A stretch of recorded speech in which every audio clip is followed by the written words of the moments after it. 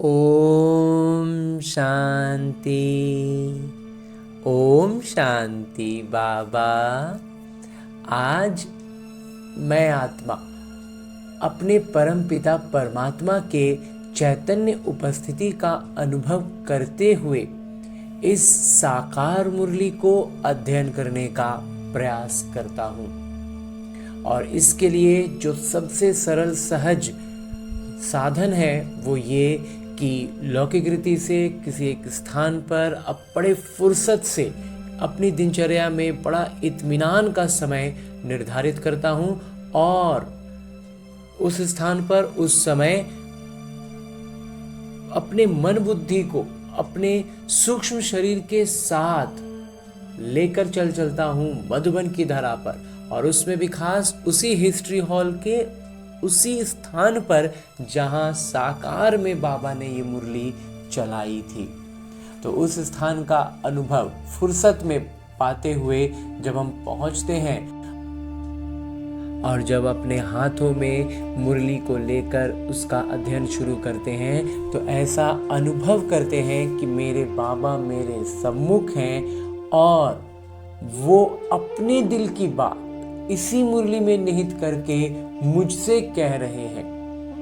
क्योंकि जब मैं अपने दिल की बातें बाबा से कहता हूँ, अपने दिल की हर बात बाबा के सामने रख देते हैं, तो फिर बाबा भी तो उसके बदले में, उसके रिस्पॉन्स में मुझसे और उसके आगे का भी बात मुझसे कहेंगे ना। जब दो लोग बैठकर बातें करते हैं तो जब मैंने अपने दिल की बातें दिन भर में जब जो होता गया बोलते गए, या अभी मुरली शुरू करने के पहले बाबा के कमरे में बैठकर हमने अपने दिल की बातें बाबा को कह दी, तो अब मेरे बाबा उसके जवाब में और मेरे लिए जो आगे आने वाला है जिसके बारे में मैं कुछ नहीं जानता, उन सब बातों को ध्यान में रखते हुए अपने बाबा की दिल की बातें बाबा इसी मुरली में निहित करके मुझसे कहते हैं। मीठे बच्चे, पावन बनो तो रूहानी सेवा के लायक बनेंगे। देही अभिमानी बच्चे यानी आत्म अभिमानी बच्चे रूहानी यात्रा पर रहेंगे, याद की यात्रा पर रहेंगे, आध्यात्मिक स्थिति में रहेंगे और दूसरों को भी यही यात्रा कराएंगे। तो जो आत्माभिमानी बच्चे होंगे ना, वो खुद भी आध्यात्मिक स्थिति में रहेंगे, आत्मिक स्थिति में रहेंगे और दूसरों को भी इस यात्रा पर लेकर चलेंगे। हाँ जी बाबा। आगे प्रश्न रूप में मेरे बाबा कहते हैं कि संगम पर तुम बच्चे जो कमाई करते हो यही सच्ची कमाई है। कैसे? संगम युग पर जो कमाई हो रही ना, बाबा कहते यही है सच्ची कमाई। कैसे है ये सच्ची कमाई? उत्तर बतलाते मेरे बाबा, अभी की जो कमाई है वो 21 जन्म तक चलती है, इसका कभी भी दिवाला नहीं निकलता। ये जो कमाई हुई ना, ये कभी पूरा नील हो गया, खत्म हो गया, दिवाला निकल गया, ऐसा नहीं होगा। ज्ञान सुनना और सुनाना, याद करना और कराना, यही है सच्ची सच्ची कमाई जो सच्चे सच्चे पिता ही तुम्हें सिखलाते हैं। ये सच्ची कमाई हमें सच्चे पिता ही सिखलाते हैं ना। ऐसी कमाई सारे कल्प में कोई भी कर ना सके, दूसरी कोई भी कमाई साथ नहीं चलती, और दूसरा कोई भी कमाई हम इस लौकिक जगत का कर लें वो इस शरीर के साथ, इस किरदार के साथ ही खत्म हो जाएगा। लेकिन जो संस्कारों की कमाई जो हम कर रहे हैं, आध्यात्मिक स्थिति में अपना परिवर्तन ला रहे हैं, वो हमारे साथ पूरे कल्प तक चलेगा।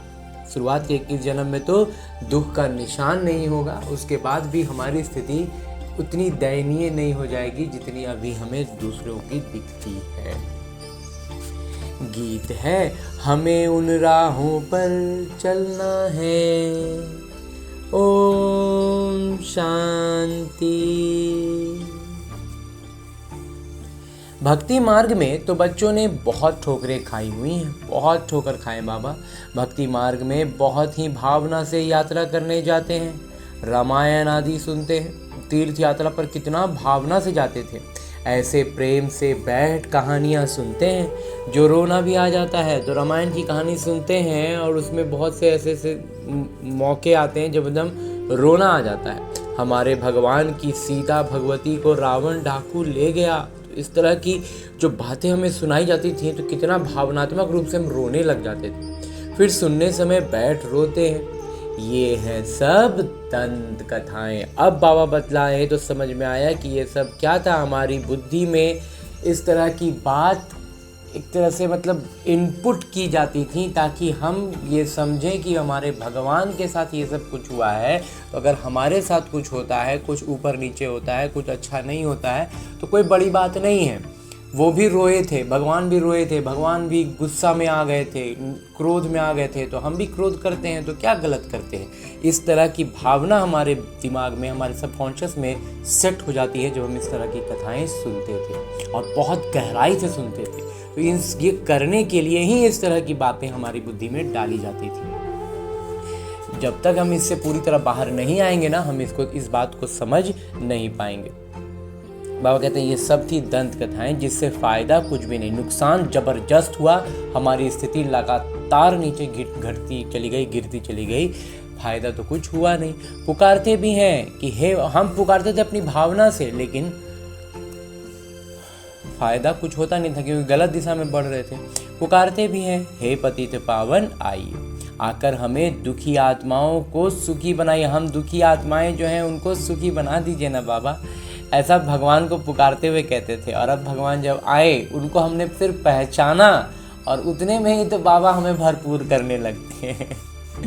ये नहीं समझते कि आत्मा दुखी होती है क्योंकि वो तो आत्मा को निर्लेप कह देते हैं। तो पहले तो सबसे बड़ा तो ये गड़बड़ होता है कि आत्मा है क्या और उसमें पाप लग रहा है। ये सारा बात तो हम लोगों को निर्लेप बतला दिया।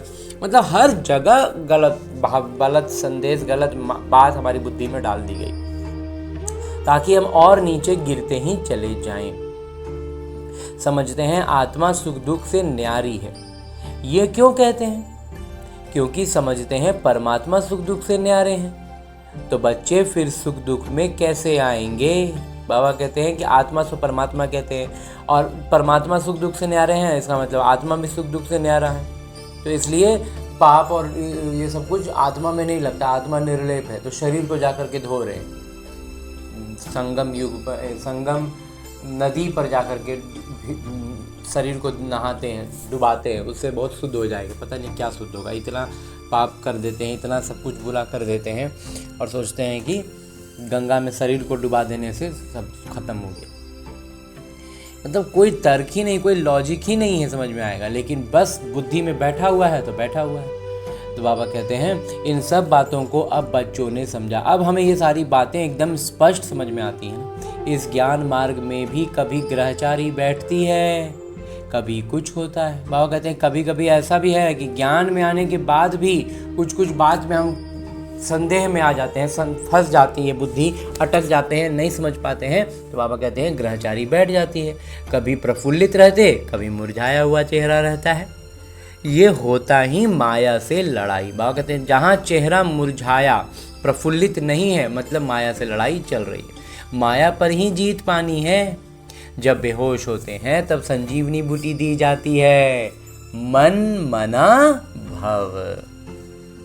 भक्ति मार्ग में चहटा बहुत है। बाबा कहते हैं भक्ति मार्ग में ना इतना मतलब रस है ना कि उस रस में ही हम सोचते हैं कि भगवान है। वास्तव में वो भगवान वहाँ है ही नहीं। जैसे एक छोटा सा अभी तुरंत एक इस ब्रह्म कुमार को एक उदाहरण समझ में आ रहा है कि गुलाब जामुन जो होता है उसमें क्या है, गुलाब जामुन हटा दिया जाए, सिर्फ रस छोड़ दिया जाए तो रस तो है, लेकिन गुलाब जामुन का जो मज़ा है, जो चीज़ है, जो वास्तविक मिठाई वो जो है वो है ही नहीं और रस पिए जा रहे हैं। बस वही है, भक्ति में सिर्फ रस है, गुलाब जामुन है ही नहीं। जब गुलाब जामुन के साथ रस मिलता है तब मज़ा आता है ना।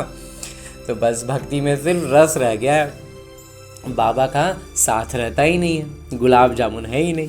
देवताओं की मूर्तियों को कितना श्रृंगारते हैं, सच्चे जेवर पहनाते हैं। उन मूर्तियों को क्या असली सोना हीरा सब पहनाते हैं। वो जेवर तो ठाकुर की प्रॉपर्टी हुई, ठाकुर की प्रॉपर्टी सो पुजारी व ट्रस्टी की हो जाती है। बाबा कहते हैं कि मूर्तियों को असली सोना हीरा का गहना पहनाया जाता है, और फिर वो हुआ तो फिर जिनको पहनाया गया, जिनकी मूर्ति को, उनका ना हुआ, लेकिन फिर क्या करते हैं, उसका वहाँ का जो पुजारी होगा या उसका एक ट्रस्टी होगा, उसका हो गया वो।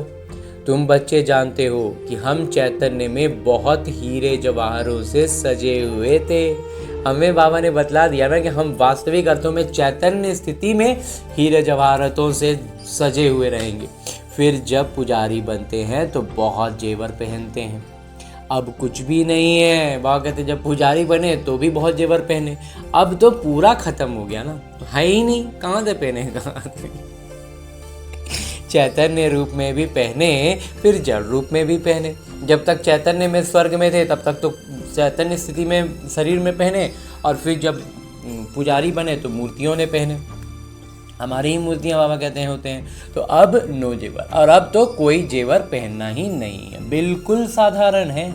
बाबा कहते हैं मैं साधारण तन में आता हूँ, कोई राजाई आदि की ठाठ बाट नहीं है। बाबा इतने साधारण तन में आते हैं ना कि बाबा कहते हैं कोई भी तरह का ना राजाई है और ना कोई तरह का ठाठ बाट रखना है। सन्यासियों के भी बहुत ठाठ बाट होते हैं, अभी तुम समझ गए हो। बरोबर सतयुग में कैसे हम आत्माएं पवित्र थीं, शरीर भी हमारे पवित्र थे, उन्हों का श्रृंगार भी बहुत अच्छा रहता है। कोई खूबसूरत होते हैं तो उनको श्रृंगार का भी शौक रहता है। कोई होता है ना लौकिक रूप से थोड़ा शरीर सुंदर होता है, वो भी कर्मों के हिसाब किताब के अनुसार शरीर मिलता है, तो जरा सा सुंदरता अगर रहा और इसके भान में आ गए, शरीर के भान में आ गए, तो फिर उसको और श्रृंगारने का मन करता है, थोड़ा ये पहने, थोड़ा वो करे, ऐसे करे वैसे करे। बाबा कहते तुम भी खूबसूरत थे तो बहुत अच्छे अच्छे जेवर पहनते थे, तो हमारी खूबसूरती तो अब सतयुग में निकलेगी ना, अभी कहाँ, अभी कोई खूबसूरती पर ध्यान नहीं, अभी कोई उस अभी जहाँ शरीर को देखे, शरीर के भान में गए, पूरा फंस गए, माया पकड़ लेगा, इसलिए अभी नहीं, अभी हमें सिर्फ सतयुग के, ये इस तरह की बातें सतयुग के लिए, अभी के लिए सिर्फ पुरुषार्थ, अभ्यास, बस यही सब। अब बाकी कष्ट में जो होता है, बाबा कहते हैं विशेष कहीं कष्ट की बात है तो वहाँ बाबा से कहते हैं और बाबा उसको छू मंतर कर देते हैं। हमारे कार्मिक अकाउंट से आता है ना, कर्मों की हिसाब किताब में आता है, विकर्म के रूप में आता है, वो विनाश हो जाता है बाबा के सानिध्य में रहने से, उनकी गुणवत्ताएं और शक्तियों के साथ प्रतिक्रिया देने से। तो इसलिए हमें इन बातों में उलझना नहीं है। बाबा कहते हैं तुम भी खूबसूरत थे तो बहुत अच्छे अच्छे जेवर पहनते थे स्वर्ग में, है ना, यहाँ की कोई बात नहीं है। हीरे के बड़े हार आदि पहनते थे, यहाँ हर चीज़ सांवरी है, यहाँ तो हर चीज़ में क्या है, तमो प्रधानता है। देखो गौएं भी सांवरी होती गई हैं। बाबा जब श्रीनाथ द्वारे गए थे, जब ब्रह्मा बाबा जब भक्ति करते थे, तब जब श्रीनाथ द्वारे गए थे तो बहुत अच्छी गौएं थीं। उस समय तक बाबा कहते हैं बहुत अच्छा गौएं थीं। श्री कृष्ण की गौएं बहुत अच्छी दिखाते हैं, और जो श्री कृष्ण के समय का गौ दिखाते हैं वो कैसे दिखाते हैं, एकदम उजले उजले भी दिखलाते हैं। सतो प्रधानता तो खैर होगी ही, ऊपर से भी बाबा कहते हैं एकदम उजले दिखाते हैं, एकदम बहुत सुंदर गायें दिखलाते हैं, काल्पनिक कल्पना से बनाते हैं तो बहुत अच्छी दिखलाते हैं। यहाँ तो देखो कोई कैसे है, क्योंकि कलयुग है, तो हमारी आत्मा की स्थिति दयनीय स्थिति में है ना, इसीलिए हमारी आत्मा की ही मैनिफेस्टेशन उन पशुओं में और प्रकृति में दिखता है।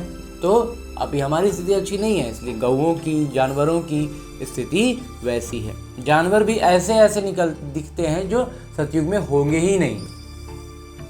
अभी हमें उन वैसे जानवरों से हम घिरे, हमारे आसपास नजर आते हैं। ये हमारी आत्मा की कलयुगी स्थिति का परिचायक है, जिसमें इस ब्रह्म कुमार का मंथन है, एक कबूतर, एक कुत्ता। ये जो है ना, ये स्वर्ग के पशु पंछी नहीं है, ये सिर्फ कलयुग में ही मिलते, ये होंगे ही नहीं वहाँ पर। कबूतर भी सिर्फ गंदगी को करता है, और कुत्ते से भी सिर्फ हम बुराइयां ही दिखती हैं, उसका सब कुछ। जो उसको जो पालते हैं, लोग कहते हैं हमारा पालतू कुत्ता है और इस तरह की चीज़ें होती है, लेकिन वास्तव में वो हमारी आत्मा में विकारों का ही सजगता को वो बढ़ाता रहता है। हम भले ही ऊपर से उसको प्यार करें, दुलार करें, उसको हम समझें कि हमारा एक सदस्य है, लेकिन उसकी जो वो पशु जो है ना, वो जो पशु है वो विशेष तरह से विकार को ही एम्फेसाइज करता है, बढ़ोतरी देता है, उसकी हर एक एक्टिविटी, चाहे वो कबूतर हो या कुत्ता हो। ये दोनों ही इस ब्रह्मा कुमार ने बहुत मंथन और बहुत वो सब के करके, ऐसा मेरा निजी ये विचार है। बाकी बाबा का कहीं पर, वहाँ कबूतरों पर तो बाबा ने एक बार मोहर लगाया है, कुत्ते पर भी शायद लगाया हो, कुत्ते का याद नहीं आ रहा। लेकिन इस तरह के पशु पंछी भी जो होते हैं वैसे ही होते हैं। तो गायें अभी जो है ना, आयुर्वेद के हिसाब से अगर बात करें तो गायें भी जो अभी हैं वो एकदम से कहा जाता है कि सिर्फ गाय जैसे दिखने वाले विचित्र प्राणी हैं। वास्तव में जो गायें, देसी गायें होती थी, गौएं होती थी, जिनका हर एक चीज़, उनके हर एक मतलब उनका मूत्र हो, गोबर हो, दूध हो, सब कुछ इतना बेस्ट क्वालिटी का होता था। वो अभी है ही नहीं, वो है ही नहीं। तो इसलिए अभी जो दूध पर इतने विवाद होते हैं ना, बहुत तरह की, सब तरह के होते हैं, वो सारा विवाद का जड़ वही है कि वो वास्तविक अर्थों में ये वास्तविक देसी गाय है ही नहीं। ये सिर्फ गाय जैसा दिखने वाला डेवलप किया हुआ प्रजाति है। तो इसलिए बाबा कहते हैं कि अभी कलयुग है, इसलिए ये सारा कुछ हो रहा है। वहाँ पर जो गौएं होंगी वो बहुत सतो प्रधान होंगी, बहुत अच्छी होंगी। ऐसी गौएं वहाँ होती नहीं, अभी जैसा यहाँ कुछ होगा ही नहीं। तुम बच्चे विश्व के मालिक बनते हो, तुम्हारी सजावट भी वहाँ ऐसी सुंदर रहती है। बाबा कहते हैं हमारी सजावट भी वहाँ पे एकदम लाजवाब होगी, सुंदर होगी। विचार करो, गौएं तो जरूर होनी चाहिए।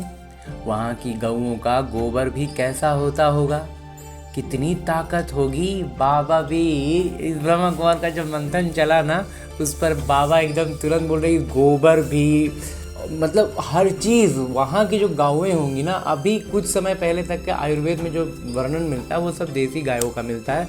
मतलब गौओं की क्वालिटी कुछ और थी, मतलब आत्मा। अब ब्रह्मा कुमार को समझ में आता, हमारी आत्मा की स्थिति जैसे जैसे गिरती गई ना, वैसे वैसे प्रकृति की, मतलब वातावरण का, और जो सीधा जैसा जिसको हम प्रकृति नाम देते हैं उसका, और उसमें मिलने वाले पशु पंछियों का, उसकी भी क्वालिटी में बहुत ज़्यादा गिरावट आती गई है। तो बाबा कहते हैं वहाँ गौएं तो जरूर होनी चाहिए। वहाँ की गौओं का गोबर भी कैसा होता होगा, कितनी ताकत होगी।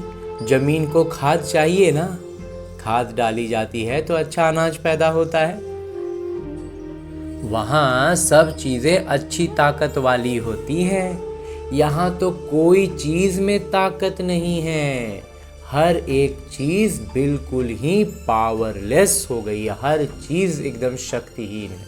कोई भी वस्तु, कोई भी चीज़ हो, अभी हम सोचेंगे कि हम ये करेंगे, हम दूध पिएंगे तो ताकत आएगा, फल खाएंगे तो ताकत आएगा, कुछ भी नहीं है। कुछ वो भी है, बस अपना एक नियमित रूप से भोजन करना, एक नियम संयम से रहना, ये अपने आप में एक अवस्था है, एक मर्यादा है। बाकी आत्मा की स्थिति पर हमें पूरा ध्यान देना है। आत्मा की स्थिति जैसी होगी ना, शरीर के रोग व्याधि सब उसी के अनुसार सेटल होते जाएंगे। इसलिए अब भोजन में और इसमें भी अब बुद्धि माथा लगाने का ज़रूरत नहीं है कि ऐसे करने से ये है, ये खाना चाहिए, ये नहीं खाना चाहिए, कुछ भी नहीं है। नहीं खाने वाला तो जो बाबा का मर्यादित चीज़ों में जो बाबा ने कहा, बस उसको नहीं करना है। बाकी उसके पीछे ज़्यादा माथा लगाने की ज़रूरत नहीं है। चाहे ये करेंगे, वो करेंगे, ऐसे करेंगे, वैसे करेंगे तो ताकत आएगी, ताकत शरीर में नहीं होती है। ये बात अब इस ब्रह्मा कुमार को एकदम पुख्ता तौर पर यकीन हो गया है, अनुभव हो गया है कि वास्तविक ताकत आत्मा की ही है। तो इसलिए शरीर को नियमित मर्यादित रूप से भोजन देना है, संयमित रूप से। ऐसा नहीं कि फल नहीं खाने हैं और ये नहीं खाना, भोजन नहीं खाना है, सब कुछ खाना है एकदम नियमित संयमित। बस दिन में 2 वक्त, एक बार सुबह में, एक बार शाम में, बस उससे आगे पीछे और ज़रूरत है ही नहीं। तो इसलिए बाबा कहते हैं अब उससे ज़्यादा उसमें ज़रूरत लगाने का मतलब है ही नहीं कि उसमें पीछे हम लगे रहें और ताकत की उम्मीद करें। ताकत आत्मा की शक्ति, जितना हम आत्मिक स्थिति में आते जाएंगे ना, वो शक्ति बढ़ती जाएगी। हमारे किरदार के अनुसार जहाँ पर ज़रूरत होगी ना, हम उस ताकत का अनुभव भी पाएंगे। इसलिए अब ताकत के पीछे परेशान नहीं होना है। बस इतना ही इस ब्रह्म कुमार का कहना है। बाकी बच्चियाँ सूक्ष्म वतन में जाती थीं, कितने अच्छे अच्छे बड़े फल खाती थीं, सुबीरत शादी पीती थीं। तो जो बच्चियाँ जाती थीं, जो आत्माओं को वो किरदार मिला था, वो कितना अच्छा सुहावना किरदार रहा होगा कि वो वहाँ जाती थीं सूक्ष्म वतन में, सूक्ष्म शरीर के साथ वहाँ अच्छे अच्छे बड़े बड़े फल खाती थी, सुबीरत शादी पीती थी। ये सब साक्षात्कार कराते थे बाबा। माली वहाँ कैसे फल आदि काट कर देते हैं, वहाँ और माली देते हैं। यहाँ पर क्या किसी के बगीचे में कुछ जाओ माली भगाएगा, वहाँ पे माली फल देते हैं। सूक्ष्म वतन में तो फल आदि हो ना सके, बाबा कहते हैं सूक्ष्म वतन में तो ये फल नहीं होगा, ये साक्षात्कार होता है। तो वास्तव में क्या है, वहाँ पर तो शरीर है होता नहीं है, स्थूल शरीर तो है नहीं, लेकिन ये सारी जो चीज़ें होती थी वतन में जाने वाली, ये सब बाबा कहते हैं ये सब साक्षात्कार कराते थे, उमंग उत्साह बढ़ाने के लिए, स्थिति को ऊपर लाने का एक छोटा साधन कह सकते हैं, या फिर अन्य आत्माओं के लिए प्रेरणा कह सकते हैं।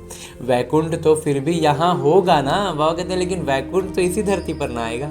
मनुष्य समझते हैं वैकुंठ कोई ऊपर में है। वैकुंठ ना सूक्ष्म वतन में ना मूल वतन में होता है, यहाँ ही होता है। यहाँ जो बच्चियाँ साक्षात्कार करती हैं वो फिर इन आँखों से देखेंगे। बाबा कहते हैं अभी जो बच्चियाँ साक्षात्कार कर रही हैं ना, अभी जो हम सुनते हैं, अब तो वो दादियाँ बन गई, उनके थोड़ा बहुत कुछ वीडियोस हमारे पास आते हैं, तो हम उनमें जो सुनते हैं ना, बाबा कहते हैं वो सब कुछ इन आँखों से देखेंगे।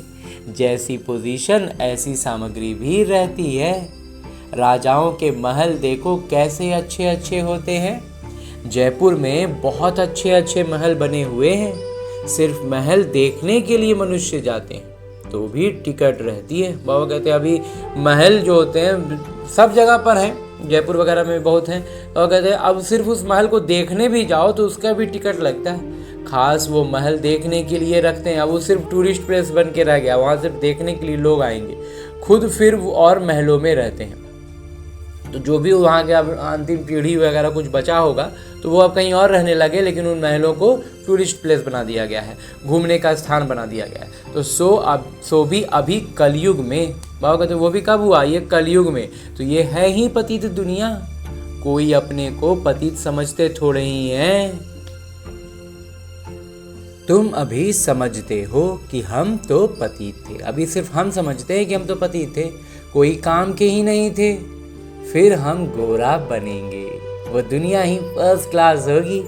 यहाँ भल अमेरिका आदि में फर्स्ट क्लास महल हैं, परंतु वहाँ की भेंट में ये तो कुछ नहीं है। बाबा कहते हैं अभी भल अमेरिका में लगता है कि बहुत बड़ा बड़ा मकान और ये और वो है। बाबा कहते हैं सदियों की तुलना में ना कुछ भी नहीं है, जिसको बोलचाल की भाषा में ना पसगा नहीं है उसके सामने, क्योंकि ये तो अल्पकाल का सुख देने वाले हैं। वहाँ तो फर्स्ट क्लास महल होते हैं, फर्स्ट क्लास गौएँ होती हैं। बाबा गौओं के बारे में भी बहुत प्यार से कहते हैं, गौएँ भी वहाँ पे एकदम बहुत उन्नत किस्म की होंगी, इतनी अच्छी होंगी, जो जिनको अभी बहुत ज़्यादा पशुओं से प्रेम है और वो उनको भी कुत्तों से लगता है कि लगाव है कि वो, तो कुत्तों से कई ज़्यादा गुणवत्ता, कुत्ते को जिस चीज़ के लिए भी अच्छा समझते हैं ना अभी के मनुष्य, जिनमें थोड़ा सा प्यार मोह होता है उसके कारण उसको दुलारते हैं, तो वो गुणवत्ताएं जो कुत्ते में मिलती है ना उसका 1000 गुना गौओं में है। तो इसलिए वो गौएं उस वक्त में हमारे साथ साथ होंगी। तो जो एक वैकेंसी है ना, मन में एक वैकेंसी होगी पशुओं के प्रति आभार का, तो वो वैकेंसी में गौएं बैठी होंगी। अभी वहाँ से गौओं को हटा दिया गया, अभी गाय पालने का किसी में ना हिम्मत है, ना ताकत है, ना सकेंगे, लेकिन कुत्ते हर घर में हमें बंधे हुए दिखते हैं, बहुत ज़्यादातर घरों में दिखते हैं। तो ये बस उसी का है, हमारी आत्मा की स्थिति का ही परिचायक है। गाय पालना बड़े भारी काम है, कुत्ता पालना आसान लगता है, जबकि उसमें भी कम परेशानियां नहीं होती है। बाबा कहते हैं वहाँ गौएँ भी फर्स्ट क्लास होती है, वहाँ ग्वाले भी होते हैं। श्री कृष्ण को ग्वाला कहते हैं ना बाबा कहते हैं श्री कृष्ण को तो ग्वाला कहते ही है, तो वहाँ ग्वाला भी होंगे। यहाँ जो गौओं को संभालने वाले हैं वो कहते हैं हम गुजर ग्वाले हैं। गुजर मतलब ग्वाला, गुजर कहते होंगे सिंधी में, इसलिए बाबा कहते हैं वहाँ यहाँ पर कहते हैं कि हम गौ संभालने वाले ग्वाले हैं, श्री कृष्ण के वंशावली हैं। अभी जो यादव लोग होते हैं ना, ग्वाले होते हैं, वो बोलते हैं कि हम श्री कृष्ण के ही वंशज हैं, वंशावली हैं। वास्तव में श्री कृष्ण के वंशावली नहीं कहेंगे। बाबा कहते हैं वास्तविक अर्थों में वो श्री कृष्ण के वंशावली थोड़ी हुए, श्री कृष्ण की राजधानी के कहेंगे। साहूकारों के पास गौएं होंगी तो गुजर संभालने वाले भी होंगे। बाबा कहते हैं जब साहूकार होंगे तो उनके पास तो गौएं उनके पास भी होंगे, महलों में तो होंगे ही, हर एक के पास होंगे। तो साहूकारों के पास भी विशेष होंगे, तो उनको फिर संभालने के लिए गुजर भी होंगे, ग्वाले भी रखेंगे। तो ये गुजर नाम सतयुग का है। बाबा कहते हैं ये जो गुजर नाम है ना, ये सतयुग का है, कल की बात है। कल हम आदि सनातन देवी देवता धर्म के थे, फिर पतित बने हैं तो अपने को हिंदू कहला देते हैं। पूछो तुम आदि सनातन देवी देवता धर्म के हो व हिंदू धर्म के हो? आजकल सब हिंदू लिख देते। हिंदू धर्म किसने स्थापन किया? देवी देवता धर्म किसने स्थापन किया? वो तो बताओ। ये भी कोई नहीं जानते। बाबा ये प्रश्न पूछते हैं, बताओ आदि सनातन देवी देवता धर्म किसने स्थापन किया? शिव बाबा ब्रह्मा द्वारा कर रहे हैं। तो वास्तविकता क्या है कि शिव बाबा कर रहे हैं ब्रह्मा द्वारा। राम व शिव बाबा की श्रीमत पर आदि सनातन देवी देवता धर्म स्थापन हुआ। फिर रावण राज्य होता है, विकारों में जाते हैं, भक्ति मार्ग शुरू हो जाता है, तब हिंदू कहलाने लगते हैं। अभी अपने को कोई देवता कह ना सके, अभी तो कोई देवता कहेगा ही नहीं। अभी जैसा ब्रह्मा कुमार को लगता है ना कि कुछ पीढ़ी, 1-2 पीढ़ी तक स्त्रियों के आगे देवी लगाया जाता था, अब वो भी खत्म हो गया, क्योंकि अब पूरी तरह से पतित हो गए। उनमें कुछ ना कुछ दैवी गुण बचे हुए थे, इसलिए देवी कह देते थे, अब खत्म हो गया। रावण ने विशस बनाया, मतलब एकदम विकारी बना दिया। बाबा आकर निर्विकारी बनाते हैं। तुम ईश्वरीय मत से देवता बनते हो, बाबा ही आकर तुम ब्राह्मणों को देवता बनाते हैं। सीढ़ी कैसे उतरते हैं, ये तुम बच्चों की बुद्धि में नंबरवार बैठता है। हम बच्चे भी ना इस बात को, सीढ़ी के चित्र को जो है ना, जिसको इस ब्रह्मा कुमार ने नदियों का वो बतलाया है, नदियों का सफ़र के रूप में उसको देखे कि कैसे सतयुग में बर्फ़ के जैसा एकदम पूरा शांत शिथिल, एकदम बहुत सौम्य अवस्था में वहाँ पर रहता है। बहुत ही खुशनुमा माहौल होता है सतयुग में। फिर वहाँ से वो त्रेता में अगर कहें तो वो पिघल कर निकलता है, तो बहुत सारी गुणवत्ताओं को लेकर अपने साथ आगे बढ़ता है। फिर द्वापर में वो उसके किनारे शहर बसने लगते हैं।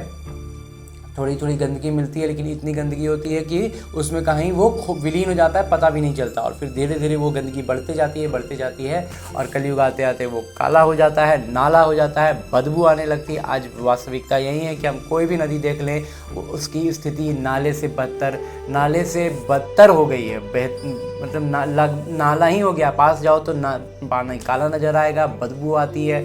हर नदी की यही स्थिति हो गई है, हर छोटी बड़ी नदी की। तो ये क्या है? ये हमारे आत्मा के सफ़र का परिचायक है। और फिर वहाँ से वापस उठने का तरीका क्या है? ज्ञान सूर्य जो हम बाबा आए हुए हैं, उनसे हम वाष्पित हो जाए, सारे गंदगी विकारों को वहीं छोड़ दें और हम ऊपर उठ जाएं। तो इसमें एक छोटा सा मंत्र और इस ब्रह्मा कुमार का जुड़ता है कि जब वैसा स्थान से जब पानी सूखता है ना, तो बदबू बहुत आती है। क्यों आती है?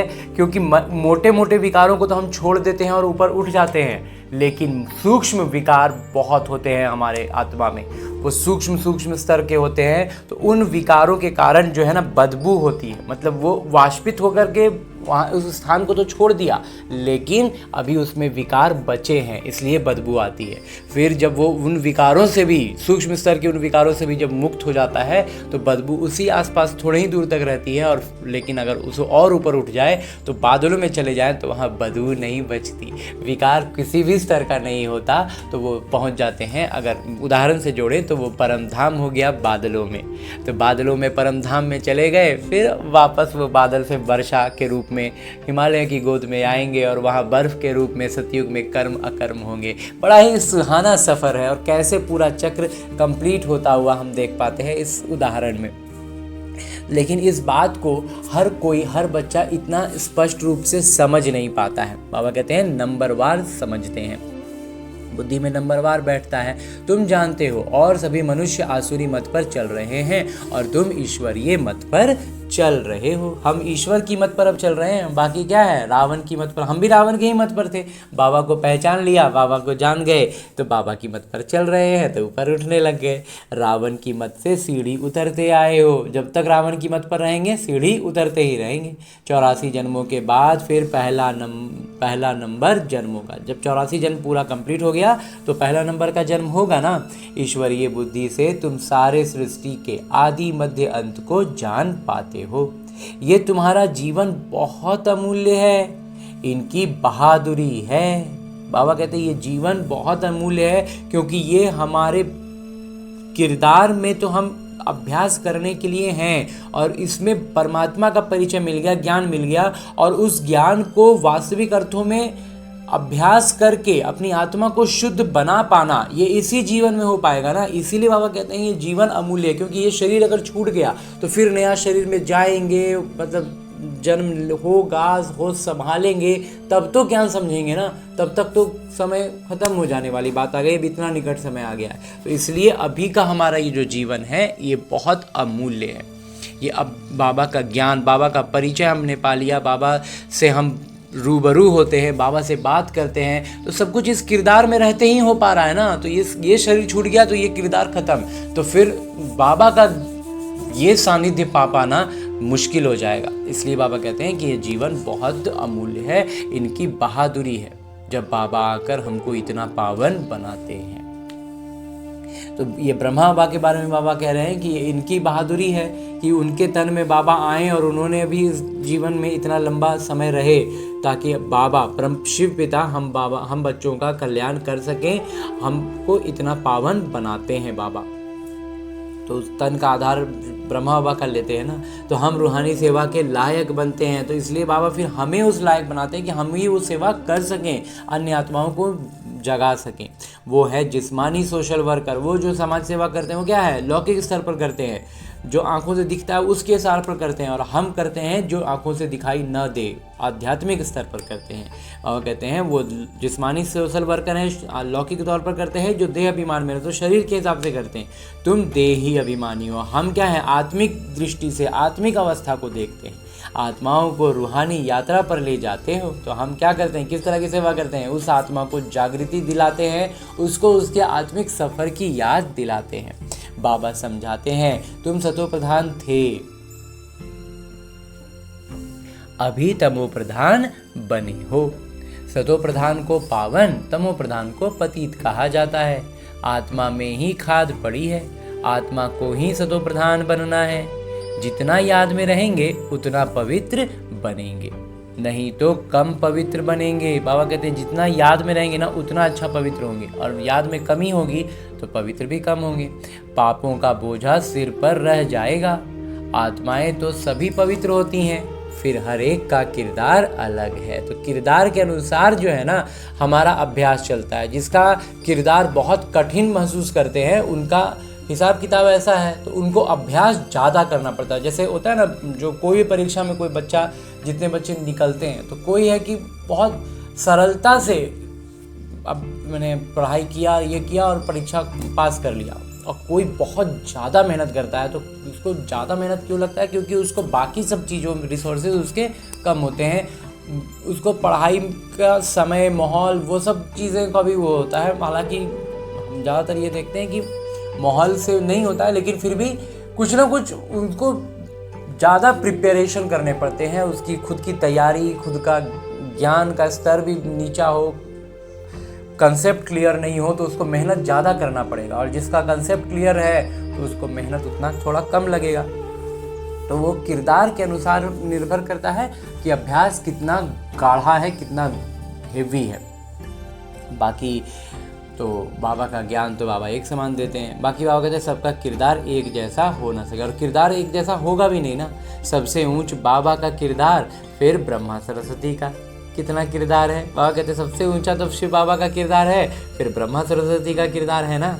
तो जो स्थापना करते हैं वहीं पालना भी कराते हैं, बड़ा किरदार उनका है। तो जो सबसे बड़ा किरदार तो बाबा का ही हुआ ना, स्थापना कराते हैं, पालना कराते हैं। पहले है शिव बाबा, फिर है ब्रह्मा सरस्वती जो पुनर्जन्म में आते हैं। तो ब्रह्मा सरस्वती तो पुनर्जन्म में आते हैं, लेकिन फिर शिव बाबा नहीं आते हैं।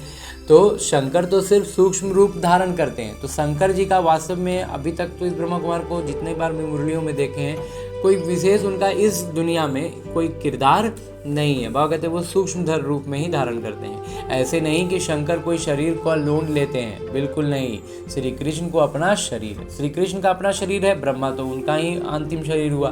तो शंकर की जो बात करते हैं वो सिर्फ सूक्ष्म वतन में है, सूक्ष्म शरीर के साथ। यहाँ सिर्फ शिव बाबा शरीर का आधार लेते हैं। पतित शरीर, पतित दुनिया में आकर सेवा करते हैं। मुक्ति, जीवन मुक्ति में ले जाने की। कौन सी सेवा करते हैं? मुक्ति में और जीवन मुक्ति में ले जाने की। पहले मुक्ति में जाना पड़े। ज्ञानवान एक ही बाबा पतित पावन है, उनको ही कहते हैं शिव बाबा। बाबा कहते हैं पहले मुक्ति में जाना पड़ता है, फिर ज्ञानवान तो एक पतित पावन है, उनको ही हम कहते हैं शिव बाबा। शंकर को बाबा कहते शोभता नहीं, बाबा कहते शंकर जी को बाबा कहे ये अच्छा नहीं लगता। शिव बाबा अक्षर बहुत मीठा है। शिव के ऊपर कोई अक चढ़ाते, कोई क्या चढ़ाते हैं, कोई दूध भी चढ़ाते हैं। बाबा बच्चों को अनेक प्रकार की समझ देते रहते हैं। बच्चों के लिए समझाया जाता है सारा मदार योग पर है, योग से ही विकर्म विनाश होंगे। योग वाले को ज्ञान की धारणा भी अच्छी होगी। ज्ञान को धारण करने के लिए योग की बहुत ज़रूरत होती है। बाबा की याद में रहते हैं, बाबा से एक तरह से कहें ना, जैसे हम किसी लौकिक दुनिया में किसी को होते हैं प्रभावित हो जाते हैं उनसे कि वो बहुत अच्छे हैं, उनके जैसा हम करने लगते हैं, तो वैसे ही हम बाबा से जब प्रभावित हो जाते हैं तो बाबा की ज्ञान को हम धारण कर पाते हैं। मतलब और प्रभावित होने के लिए क्या हुआ, उनकी याद में रहेंगे तभी तो। बाबा कहते हैं धारणा भी अच्छी होगी, ज्ञान की धारणा। अपनी धारणा में चलते रहेंगे क्योंकि फिर सुनाना भी पड़ता है। बाबा कहते हैं अपनी धारणा में चलते भी रहेंगे उसी धारणा से, क्योंकि आगे सुनाना भी है। तो ये है नई बात। भगवान ने जिन्हों को डायरेक्ट सुनाया उन्होंने ही सुना, फिर तो ये ज्ञान रहता ही नहीं। बाबा कहते हैं ये जो बिल्कुल नई बात है, क्योंकि भगवान ने डायरेक्ट सुनाया है, उन्होंने ही सुना, फिर तो ये ज्ञान रहता ही नहीं। बाबा कहते अगर उन्होंने सुना तो ये ज्ञान रहता नहीं। अभी बाबा तुमको जो सुनाते हैं वो अभी तुम सुनते हो।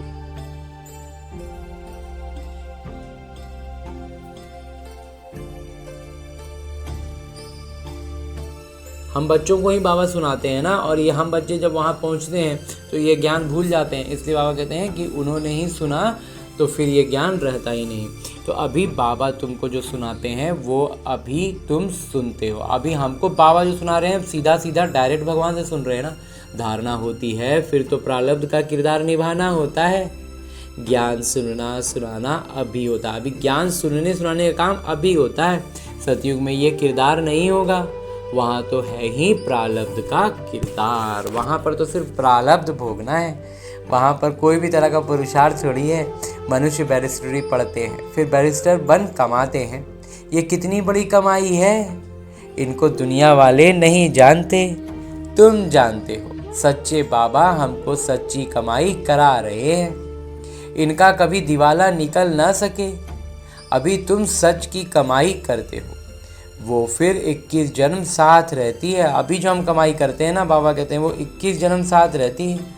वो कमाई साथ नहीं देती। वो वाला जो लौकिक कमाई करते हैं ना, वो साथ नहीं जाएगा।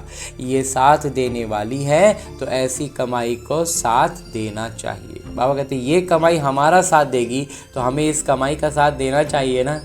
ये बातें तुम्हारे सिवाय और कोई की बुद्धि में नहीं है। बाबा कहते हैं ये आध्यात्मिक कमाई, आत्मिक स्थिति में रह करके अपनी कर्मों के हिसाब किताब को चुकता करने का जो कमाई है ना, आध्यात्मिक कमाई, बाबा कहते हैं ये हमारा बहुत साथ देगा, तो हमें भी इसका साथ देना है। इस कमाई के पीछे अपना तन मन धन लगाना है। बाबा इसीलिए कहते हैं कमाई का साथ देना चाहिए। ये बातें तुम्हारे सिवा और कोई की बुद्धि में रहेगा भी नहीं। ये बाबा का ज्ञान, बाबा का परिचय जिनको है वहीं समझ सकते हैं। उसमें भी बाबा नंबरवार कह देते हैं। तो तुम्हारे में भी घड़ी घड़ी कोई भूल जाते हैं। अब इसमें भी बात को सीरियस नहीं लेते हैं, समझ नहीं पाते हैं तो भूल जाते हैं। बाबा और वर्षे को भूलना नहीं चाहिए। बस एक ही बात है, बात तो एक ही है, बाबा को याद करो। जिस पिता से 21 जन्म का वर्षा मिलता है, 21 जन्म निरोगी काया रहती है, उस पिता को याद करना है। बुढ़ापे तक अकाले मृत्यु नहीं होती। बच्चों को कितनी खुशी होनी चाहिए। बाबा की याद है मुख्य, इसमें ही माया विघ्न डालती है। कहते हैं बाबा की याद ही सबसे बड़ी बात है और उसी में माया विघ्न डालती है, तूफान लाती है। अनेक प्रकार के तूफान आते हैं। तुम कहेंगे बाबा को याद करूं, परंतु कर नहीं सकेंगे। बाबा कहते हैं तूफान ऐसा ऐसा लाता है ना कि हम सोचते हैं कि हम बाबा को याद करते हैं, अभी हम बैठ के बाबा को याद करते हैं। बाबा कहते हैं लेकिन कर नहीं सकेंगे ना, क्योंकि माया हमारा अभ्यास, इसके लिए अभ्यास चाहिए। छोटी छोटी परिस्थितियों में जब हम बाबा की याद में रह करके प्रतिक्रियाएं देते जाएंगे ना, तब हमारी अभ्यास ऐसा हो जाएगा कि कोई भी बात आई तो उसमें हमको बैठ के योग करने की ज़रूरत नहीं पड़ेगा। मन बुद्धि इतने स्थिर होगा, इतना शांत होगा कि कल की मुरली में बाबा ने वरदान में कहा ना कि आने वाला माया का कोई पेपर है ना, उसका आभास हो जाएगा। तो वो हमारी स्थिति इतनी श्रेष्ठ होगी तब, और वो वैसी स्थिति होगी अभ्यास से। बाबा कहते हैं कि अनेक प्रकार के तूफान आते हैं, और वैसे में अगर हमारा अभ्यास नहीं है ना, हम सोचेंगे कि हम बैठ के योग करेंगे और बाबा से योग लगाएंगे, तो वो होना नहीं है। बाबा कहते हैं परंतु कर नहीं सकेंगे। याद में ही बहुत फेल होते हैं, योग की बहुतों में कमी है। जितना हो सके योग में मजबूत होना चाहिए। बाकी बीज और झाड़ का ज्ञान कोई बड़ी बात नहीं है। वह कहते हैं बाकी ये जो ज्ञान है ना, बीज रूप में बाबा और वृक्ष रूप में पूरा मानव सृष्टि, और कहते हैं ये कोई बड़ा बात नहीं है। बाबा कहते हैं मुझे याद करो। वास्तविक अर्थों में बाबा का मूल बात बस यही होता है कि मुझे याद करो। मुझे याद करने से, मुझे जानने से तुम सब कुछ जान जाएंगे। याद में ही सब कुछ भरा हुआ है। मीठे बाबा शिव बाबा को याद करना है। ऊंचते ऊंच हैं भगवान, श्रेष्ठ ते श्रेष्ठ वही हैं। ऊंचे से ऊंच वर्षा देते हैं, तो वो इतने श्रेष्ठ हैं कि वर्षा भी उतना ही ऊंचा देते हैं 21 जन्म के लिए। सदा सुखी अमर बनाते हैं, तुम अमरपुरी का मालिक बनते हो। तो ऐसे पिता को बहुत याद करना चाहिए। बाबा को याद नहीं करेंगे तो और सब कुछ याद आ जाएगा। वहाँ कहते हैं बाबा को याद नहीं करेंगे तो और सब कुछ याद आ जाएगा। मतलब माया अपने जंजाल में फंसा लेगा, दुनिया भर का बात याद आता रहेगा। किरदार से जुड़ी हर बात हमारे लिए ज़रूरी ही समझ में आएगी और उसी में हम उलझे रहेंगे। हमें सिर्फ एक बाबा की याद में रहना है। बाकी जो भी बात है ना, वो हमारे लिए बाबा एकदम सरल कर देते हैं, सहज कर देते हैं। तो हमें लौकिक चीज़ों में, मतलब होता है ना, लौकिक कारणों में नहीं जाना है कि ये काम ऐसे करना है वैसे करना है। हमें बाबा की याद में रहना है। सारे कारण कैसे कैसे सेट होने हैं ना, करने हैं ना, वो सब होता चला जाता है, बाबा करते हैं। तो इसलिए बाबा कहते हैं कि अगर बाबा को याद नहीं करेंगे तो और सब कुछ याद आ जाएगा। इतना सारा चीज़ याद आएगा ना कि बुद्धि फिर वहाँ से निकल ही ना पाए। अच्छा, मीठे मीठे सिकिलते बच्चों प्रति माता पिता बाबा का याद प्यार और आशीर्वाद। रूहानी बाबा की रूहानी बच्चों को नमस्ते। हम रूहानी बच्चों की ओर से रूहानी माता पिता को याद प्यार और प्रणाम। धन्यवाद बाबा, धन्यवाद। मुरली के लिए भी धन्यवाद, और इस अनूठे अलौकिक ब्राह्मण जीवन के लिए भी बहुत बहुत बहुत धन्यवाद बाबा, बहुत धन्यवाद। आगे आज की मुरली से लिए गए वो प्रमुख बिंदु हैं जिन्हें हमें अपने ब्राह्मण जीवन में धारण करने हैं। और ब्राह्मण सो फरिश्ता, फरिश्ता सो देवता बनना है। उसके लिए जो सबसे पहली बिंदु है वो है ये ईश्वरीय जीवन बहुत बहुत अमूल्य है। इस जीवन में आत्मा और शरीर दोनों को पावन बनाना है। रूहानी यात्रा में रहकर दूसरों को यही यात्रा सिखानी है। बाबा इतना महीन स्तर पर बतलाते हैं कि ये ईश्वरीय जीवन बहुत अमूल्य। ये ईश्वरीय जीवन, जब हम भगवान को पहचान लिया, हमें ब्राह्मण बच्चे बन गए, तब ये हमारा जीवन ईश्वरीय हो गया, तब ये अमूल्य हो गया है। क्योंकि ये अभ्यास के लिए, अब हमारा ये किरदार अभ्यास के लिए रह गया है। और बहुत सारा आत्मा का क्वालिटी ऐसा है ना जो अभ्यास से ही जागृत होगा। ज्ञान से मतलब दरवाज़ा खुल गया, या यूँ कहें खिड़की खुल गई, दिखने लग गया, लेकिन उसके बाहर आने के लिए अभ्यास चाहिए। बिना अभ्यास के हम बाहर नहीं आ सकते हैं। तो इसलिए अभ्यास करने के लिए ये किरदार चाहिए, और किरदार के लिए शरीर चाहिए। तो इसलिए बाबा इतना अच्छे से बतलाते हैं कि इस जीवन में आत्मा और शरीर दोनों को पावन बनाना है। ये शरीर को भी यथासंभव जितना होता है इसके पीछे नहीं लगना है, लेकिन शरीर का ऐसा ख्याल करना है कि हम किरदार अपना अच्छे से निभाते चल जाएं। किरदार निभेगा ही, अभ्यास का प्रयास करते रहेंगे, ज्ञान की स्थिति में ऊपर उठते जाएंगे, याद में रहेंगे, तो वो सब कुछ बहुत अच्छे से सुव्यवस्थित होता जाएगा। लेकिन मतलब होता है ना एकदम से शरीर को एकदम ही बिगाड़ दिए, एकदम ही छोड़ दिए, तो वो चीज़ नहीं है। इसलिए बाबा कहते हैं आत्मा शरीर दोनों को पावन बनाना है, रूहानी यात्रा में रहकर दूसरों को यही यात्रा सिखानी है। हाँ जी बाबा। दूसरा बिंदु है जितना हो सके सच की कमाई में लग जाना है, निरोगी बनने के लिए याद में मजबूत होना है। जैसा इस ब्रह्मा कुमार का मंथन भी रहा ना कि अब जो रोग व्याधि वगैरह भी है ना वो सब कुछ याद से कंट्रोल में आएगा। इसलिए नियमित मर्यादित संयमित भोजन और पानी और ये सब कुछ का ध्यान रखना है, ख्याल करना है, लेकिन उसके आगे उसमें उलझना नहीं है कि ये करने से ताकत आएगी और वो करने से ताकत कमेगी, ऐसा कुछ उसमें इन सब बातों में उलझना नहीं है। इसलिए बाबा कहते हैं जितना हो सके सच की कमाई में लग जाना है, सच्ची कमाई में लग जाना, जो सच सच बाबा हमें ज्ञान का कमाई करा रहे हैं। और बाकी रहा निरोगी बनने का, तो बाबा कहते हैं निरोगी के लिए याद में मजबूत होना है। निरोगी बनने के लिए एक ही फॉर्मूला है, याद में मजबूत होना है। हाँ जी बाबा। और आगे मेरे बाबा वरदान दे रहे हैं। वरदान देते हुए मेरे बाबा कहते हैं शरीर को ईश्वरीय सेवा के लिए अमानत समझकर कार्य में लगाने वाले नष्टो मोहा भव। अब बाबा शरीर के लिए क्या कहते हैं कि ये जो शरीर है ना, ये किरदार जो हम निभा रहे हैं उसमें हमें एक शरीर मिला हुआ है, वो शरीर ईश्वरीय सेवा में अमानत समझकर लगा देना है। बाबा की अमानत है और इसको हमको सेवा में लगाना है। बस इस तरह से इस शरीर का भी इस्तेमाल करना है। और अगर हम ऐसा करते हैं तो हम नष्टो मोहा हैं। विस्तार से बाबा कहते हैं कि जैसे कोई की अमानत होती है तो अमानत में अपनापन नहीं होता, ममता भी नहीं होती है। ये तो ये शरीर भी ईश्वरीय सेवा के लिए एक अमानत है। बाबा कहते हैं इस शरीर को एक अमानत के रूप में देखो। ये अमानत रूहानी पिता ने दी है तो जरूर रूहानी पिता की याद रहेगी। बाबा कहते हैं अब इस अमानत को भी किसकी अमानत है, तो पिता की अमानत है, तो उस लिहाज से भी हमें पिता की ही याद आएगी ना। अमानत समझने से रूहानियत आएगी, अपनेपन का ममता नहीं रहेगा। तो फिर जो अपना शरीर मेरा शरीर रहता है ना, ये भी समाप्त हो जाएगा। यही सहज उपाय है निरंतर योगी नष्टो मोहा बनने का।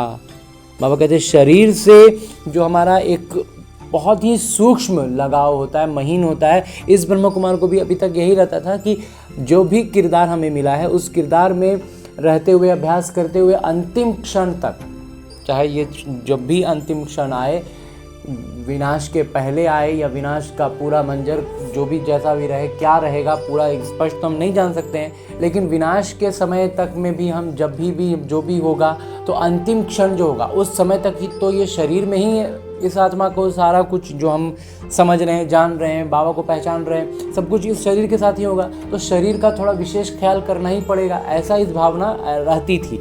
आज बाबा उसको एकदम से स्पष्ट कर दे रहे हैं कि अमानत समझो, इस शरीर को भी बाबा की सेवा के लिए एक अमानत समझो। और ये अमानत किसका है? बाबा का है, बाबा द्वारा दिया गया एक अमानत है। तो बाबा ने दिया है, बाबा के लिए बाबा के कार्य के लिए दिया है। तो बस वो ममता, वो अपनापन जो था ना कि मेरा शरीर है, हमको मेरा किरदार है तो हमको इसमें अभ्यास के लिए मिला हुआ है, नहीं, बाबा कहते हैं ये ईश्वरीय सेवा के लिए। तो बस अब इसको याद, इस शरीर का भी जब भान आए, मतलब शरीर के पर्सनली शरीर के बारे में भी जब विचार चले ना तो उसमें भी आ जाए कि ये बाबा का दिया हुआ शरीर है, तो बाबा की याद आए। बाबा कहते हैं अमानत समझने से रूहानियत आएगी, अपनेपन की ममता नहीं रहेगी। बाबा कहते हैं यही सहज उपाय है निरंतर योगी और नष्टो मोहा बनने का। तो हम इससे क्या हो जाएगा, निरंतर शरीर का भी ध्यान आएगा, भान एक अलग हो जाता है, लेकिन मतलब शरीर के बारे में भी जब सोचेंगे तो बाबा की ही याद आएगी कि ये शरीर बाबा ने दिया है। बाबा कहते हैं नष्टो मोहा बनने का निरंतर सहज उपाय यही है, निरंतर याद में रहने का, निरंतर योगी बनने का। तो अब रूहानियत की स्थिति को प्रत्यक्ष करो। तो बाबा कहते हैं तो अब इस स्थिति को क्या करना है? प्रत्यक्ष करना है। हाँ जी बाबा। और आगे स्लोगन है, मुरली का उपदेश है, वानप्रस्थ स्थिति में जाना है तो दृष्टि वृत्ति को भी पवित्रता को अंडरलाइन करो। बाबा कहते हैं वानप्रस्थ स्थिति का मतलब एकदम फरिश्ता स्वरूप का एकदम पराकाष्ठा। तो वहाँ तक पहुँचने के लिए क्या करना होगा? बाबा कहते हैं दृष्टि और वृत्ति में भी पवित्रता एकदम मुख्य हो, एकदम अंडरलाइन करते हैं बाबा, एकदम बार बार उस पर जोर देना है, पवित्रता पर। तभी हम वानप्रस्थ स्थिति में पहुंच पाएंगे, जब दृष्टि वृत्ति सब में पवित्रता विशेष सजग होगी। हाँ जी बाबा। और अभी तक हमने परमपिता परमात्मा से इतना श्रेष्ठ अमूल्य ज्ञान मुरली, साकार मुरली को परमपिता परमात्मा के चैतन्य उपस्थिति में अध्ययन करने का प्रयास किया और अनुभव भी किया ना। अब मेरे बाबा इसी अव्यक्त स्वरूप में स्थित रहकर एक इशारा भी देते हैं कि महान बनने के लिए मधुरता और नम्रता का गुण धारण करो, और ये गुण धारण करें उसके लिए बाबा हर दिन हमें अलग अलग आयामों से अलग अलग इशारे देते हुए आज जो इशारा दे रहे हैं वो है आपका हर बोल महान हो, हर मनसा संकल्प हर आत्मा के प्रति मधुर हो। हमारा हर मनसा संकल्प जो है, मनसा स्तर पर जो भी संकल्प हो रहा है हर आत्मा के प्रति मधुर हो। हर एक को ऊंचा उठाने का स्वभाव, मधुरता का स्वभाव, निर्माणता का स्वभाव हो। मेरा स्वभाव ऐसा है, ये कभी नहीं बोलना। बाबा कहते हैं ये जो पहले से हम बोलते आए ना, मेरा तो स्वभाव ऐसा है वैसा है। बाबा कहते हैं अब ये बात एकदम भाषा अब अपनी बदल देनी है, ये कभी नहीं बोलना। मेरा कहाँ से आया? मेरा तेज बोलने का स्वभाव है, मेरा आवेश में आने का स्वभाव है। स्वभाव के वश होना यही माया है। अब माया जीत बनो, अभिमान व दिल शिकस्त होने के, ईर्ष्या व आवेश में आने के स्वभाव को परिवर्तन करो। बाबा कहते स्वभाव के वश हो जा रहे हैं ना कि तो मेरा स्वभाव है, बाबा कहते ये माया है। अब माया जीत बनो ना, अभिमान व दिल शिकस्त होने का। उसका मेन पॉइंट बाबा बता दिए कि या तो अभिमान में आते हैं या दिल शिकस्त होते हैं। दिल शिकस्त भी, इस ब्रह्मा कुमार को ये दिल शिकस्त वाली बात बहुत ज़्यादा मतलब फंसते थे इसमें। बाबा कहते ये भी माया है। अब पूरा स्पष्ट हो गया, लेकिन फंसते थे कि ऐसे नहीं होता है, वैसे नहीं होता है, ये नहीं मिलता है, वो नहीं मिलता है, ऐसे नहीं होता है, वैसे नहीं होता है। हर चीज़ में मतलब कमी खराबी पर ही ध्यान जाएगा, हारा हुआ महसूस करेंगे। बाबा कहते हैं ये माया का तरीका है, ऐसे नहीं तो वैसे। किसी को अपने उपलब्धियों का घमंड होता है तो हम उसको घमंड मानते थे, लेकिन हम हारे हुए हैं ये भी हमारा घमंड है, ये बिल्कुल नहीं समझते थे। बाबा ने वो सब कुछ कराया बताया। तो इसलिए अभी बाबा कहते हैं, इसीलिए वो बाबा इशारा दे रहे हैं कि अभिमान, चाहे किसी चीज़ का घमंड हो, चाहे किसी भी क्वालिटी का, वस्तु का, सेवा का, कुछ का भी घमंड है तो वो अभिमान हो गया। हारा हुआ महसूस कर रहे हैं तो वो दिल शिकस्त हो गया। ईर्ष्या आ रही है कि वो बहुत अच्छा है, हम ही खराब हैं, इस तरह का भी हो रहा है तो वो भी खराब है, वो भी माया है। और आवेश में आ जाते हैं, अपना हम कुछ बोलते हैं या करते हैं और वो चीज़ नहीं होती है तो सबसे स्वाभाविक तौर पर सबसे तेज़ी से जो चीज़ आगे उभरती है वो होता है आवेश। तो ये सब कुछ को हमें अब देखने का नज़रिया बदल देना है कि अब ये सारा कुछ क्या है, माया का वार है। तो बाबा कहते हैं इस सब में हमें नहीं आना है और इसी को बदलना ही तो स्वभाव का परिवर्तन है। स्वभाव का परिवर्तन करो। बाबा कहते हैं इस सब में आना का मतलब है स्वभाव में परिवर्तन की ज़रूरत है, तो हमें अब यही करना है। यहीं से हम हमारे पतित होने की बात झलकती है। हमें अब कैसे झलकना है, परमात्मा का बच्चा ना, तो गुणवत्ताएं झलकें, इस पर पूरा सजगता रखनी है। हाँ जी बाबा।